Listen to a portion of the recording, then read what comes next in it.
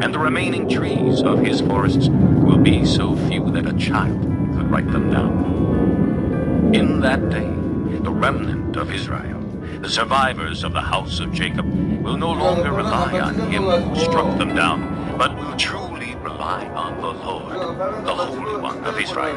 A remnant will return. A remnant of Jacob will return to the mighty God. Though your people, O Israel, be like the sand by the sea, only a remnant will return. Destruction has been decreed, overwhelming and righteous. The Lord Almighty will carry out the destruction decreed upon the whole land. Therefore, this is what the Lord Almighty says. O my people who live in Zion, do not be afraid of the Assyrians, who beat you with a rod and lift up a club against you as Egypt did. Very soon my anger against you will end, and my wrath will be directed to their destruction.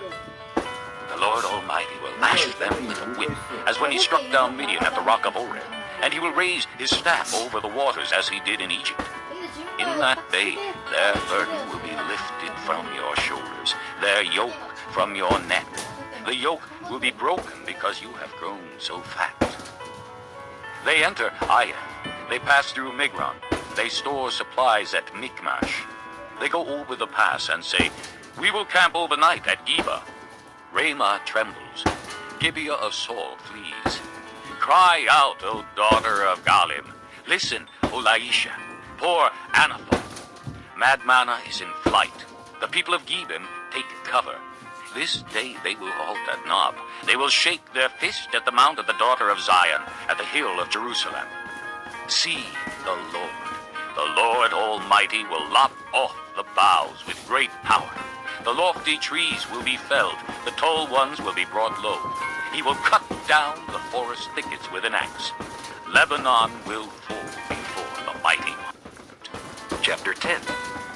Woe to those who make unjust laws, to those who issue oppressive decrees to deprive the poor of their rights and withhold justice from the oppressed of my people, making widows their prey and robbing the fatherless. What will you do on the day of reckoning, when disaster comes from afar? To whom will you run for help? Where will you leave your riches? Nothing will remain but to cringe among the captives or fall among the slain.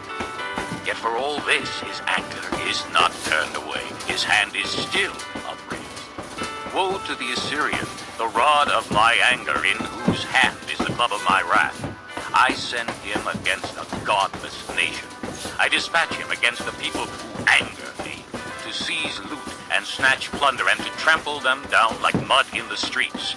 But this is not what he intends. This is not what he has in mind. His purpose is to destroy, to put an end to many nations. Are not my commanders all kings, he says? Has not Calno fared like Carchemish? Is not Hamath like Arpad and Samaria like Damascus?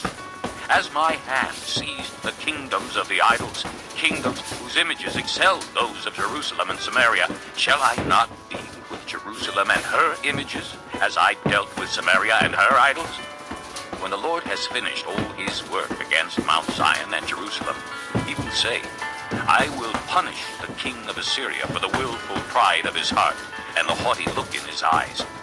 For he says, by the strength of my hand I have done this, and by my wisdom, because I have understanding. I removed the boundaries of nations. I plundered their treasures. Like a mighty one I subdued their kings. As one reaches into a nest, so my hand reached for the wealth of the nations. As men gather abandoned eggs, so I gathered all the countries. Not one flapped a wing or opened its mouth to chirp. Does the axe raise itself above him who swings it, or the saw boast against him who uses it? As if a rod were to wield him who lifts it up, or a club brandish him who is not wood. Therefore the Lord Almighty, will send a wasting disease upon his sturdy warriors. Under his pomp a fire will be kindled like a blazing flame. The light of Israel will